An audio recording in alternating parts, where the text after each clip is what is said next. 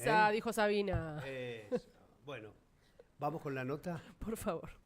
Estamos en comunicación con Lucía Vallejo, es integrante de Argentinos por la Educación, porque presentaron un nuevo informe que tiene que ver con los alumnos que en el país no alcanzan las horas mínimas de clase.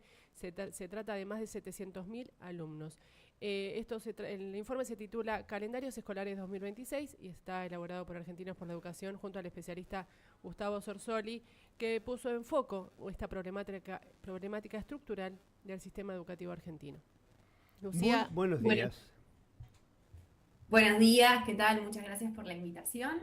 Primero que nada, sí, este es un informe que hicimos desde Argentinos por la Educación sobre los calendarios escolares, que lo hacemos habitualmente a principio de año. La idea es mostrar la planificación de estos calendarios para cada una de las jurisdicciones. Y es importante porque define la fecha de inicio y cierre de clases, cómo se distribuyen los días lectivos, cuándo están los recesos, los feriados y las jornadas institucionales. A partir de 2003, el Consejo Federal de Educación establece un piso mínimo de 180 días de clase y luego en 2020 se establece un piso mínimo de 190 días de clase que equivalen a 760 horas anuales.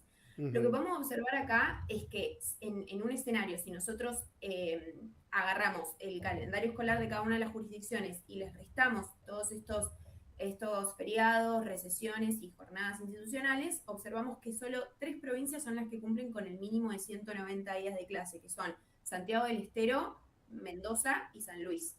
Si ahora vamos a la dimensión de las horas de clase y todo esto para nivel de primaria, vamos a observar que 7 provincias son las que no llegan al mínimo de 700 horas anuales, que son Santa Cruz, La Rioja, Tucumán, San Juan, Río Negro, Buenos Aires y Chubut. Y esto es algo determinante, ¿por qué? Porque la cantidad de días efectivos de clase y las horas efectivas de clase es un componente importante en el aprendizaje del chico, si bien no es la única causa para mejorar el aprendizaje, es algo relevante. Y algo que también cabe destacar es que nosotros no contamos con información pública y transparente sobre la cantidad de días efectivos que hay en cada una de estas jurisdicciones respecto a la cantidad de días de clase a lo largo del año. Y pueden haber, o sea, tenemos la sospecha de que son menos días de lo que realmente se planifica por diversos motivos. Puede ser por el ausentismo de estudiantes o de docentes, o por cuestiones de paro, por cuestiones climáticas o edilicias. Pero bueno, lo que se destaca es esto para el informe. Bien, muy bien. La verdad que nosotros hemos puesto metas y las hemos fijado por ley, los 190 días de clases, el 3% del PBI afectado a educación, pero después hemos perdido, la verdad que hemos perdido el rumbo en eso y es paupérrimo lo que tenemos. Y si a esto le sumamos además lo que va a decaer la cantidad, el cambio demográfico, digamos, lo que va a caer la cantidad de alumnos, todo eso es preocupante. ¿Por qué? Porque lo que estamos hablando, si lo traducimos en otros términos, es la reducción de inteligencia o de materia gris que vamos a tener en el futuro para una sociedad que pretende, como la Argentina, que siempre fue orgullosa de su educación, de la producción de su sistema educativo, y realmente lo que tenemos como proyección es bastante malo. Bueno, ahí mencionabas algo muy relevante que tiene que ver mucho con el informe previo que hemos realizado de Argentinos sobre cómo la transición demográfica impacta en la matrícula de los chicos, o sea, cantidad de alumnos por docente, por ejemplo, y eso también es uno de los factores importantes en el aprendizaje. O sea,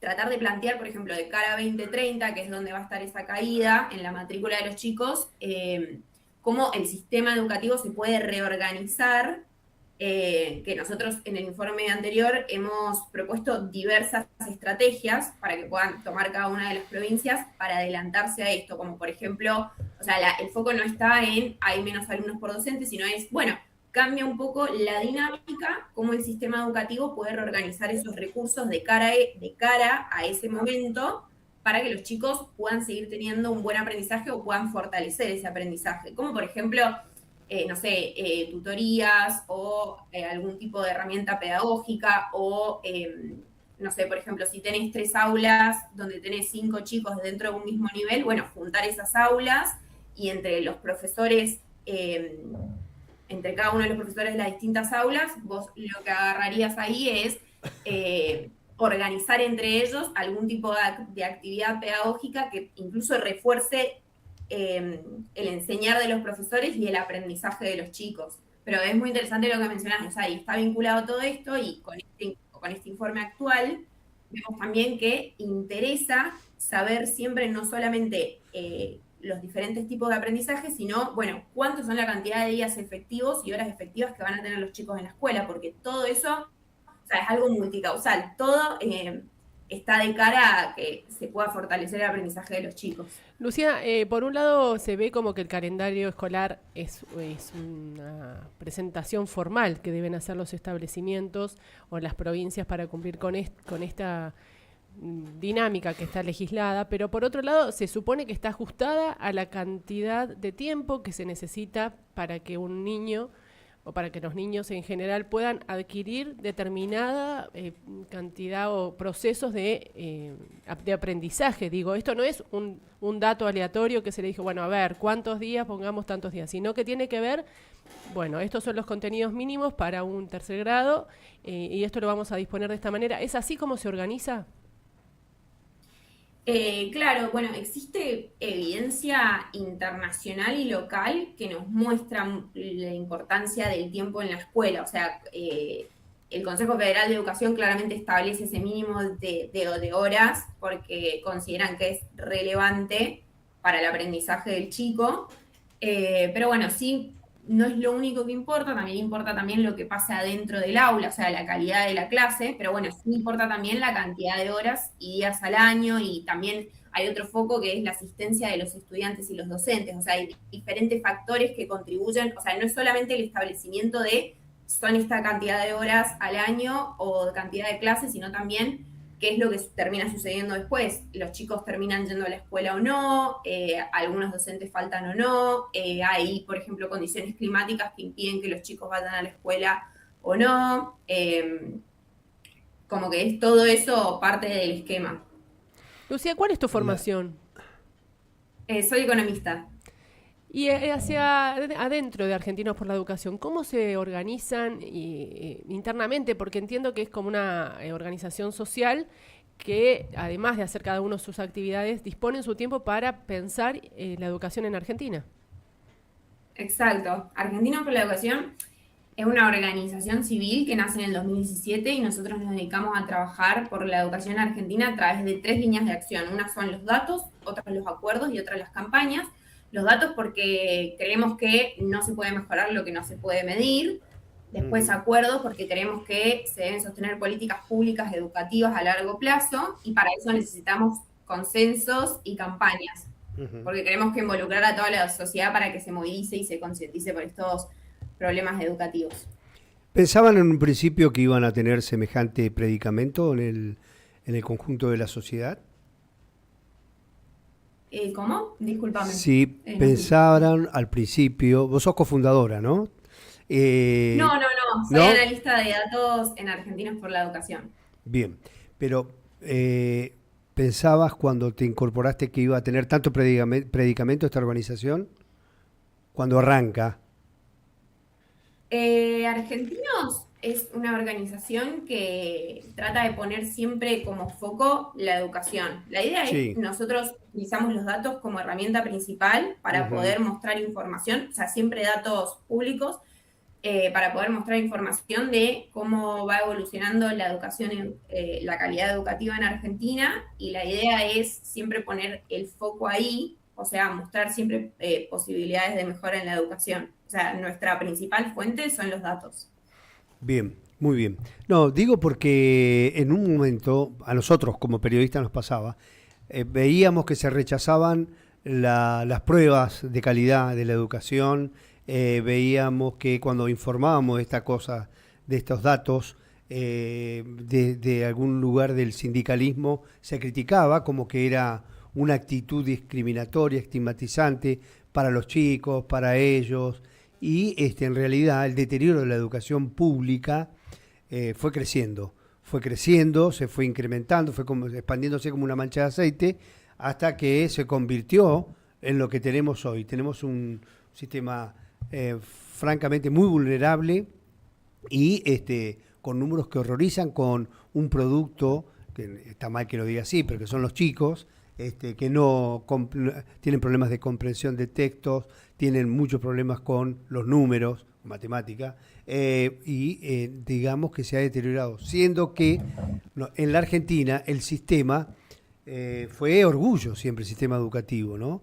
Desde la 1420 para acá siempre se la puso como ejemplo y además fue un país receptivo para la formación de profesionales de toda América Latina. Todo eso se vio deteriorado gravemente a partir del siglo XXI. Empieza el deterioro en el siglo pasado, pero en estos 26 años ha sido tremendo como hemos decaído, ¿verdad? Sí, coincido en el siguiente punto de que o sea, los datos muestran que el aprendizaje en los chicos ha bajado mucho. Tenemos, por ejemplo, dos de cada tres chicos no entienden lo que leen, por ejemplo, eso nosotros lo hemos estudiado, pero sí lo que rescato es que, por ejemplo, en niveles de cobertura, tanto en secundaria como primaria, y también en jardín de infantes ha aumentado bastante, así que es como o sea, es un combo de cosas que algunas tienen que seguir mejorando todavía, y por eso nosotros lo que tratamos de hacer con estos informes es poner la discusión siempre latente, o sea, que podamos hablar como, bueno, qué cosas son las que podemos seguir mejorando nosotros. Y un poco la idea de este informe es, bueno, tenemos los calendarios escolares de las 24 jurisdicciones, lo planificado, sí, ahora sí estaría bueno poder mejorar más, por ejemplo, poder acceder a la información de cuántos días efectivos tienen cada una de las jurisdicciones, porque eso sabemos que es uno de los componentes importantes para el aprendizaje de los chicos, o sea, las horas que tienen dentro de la escuela. Lucía, ¿tienen conversaciones con los responsables del Consejo Federal de Educación, con el Ministerio de Educación de la Nación o con las provincias? ¿Conversan, no te digo en lo cotidiano, pero frecuentemente sobre estos análisis que ustedes hacen como para que se mejoren algunas cuestiones desde el ámbito público? Sí, desde Argentinos por la Educación tenemos un área que se vincula con cada una de las jurisdicciones para hablar sobre estos temas. Todos los informes que nosotros hacemos se los hacemos llegar a ellos para que les sirva de herramienta para la toma de decisiones de políticas. Pero sí, siempre lo ponemos en tema. Es una discusión de todos, la educación. Muchísimas gracias por tu tiempo con nosotros. Muchas gracias. Muchísimas gracias a ustedes. Buenos días. Que tengan buen día.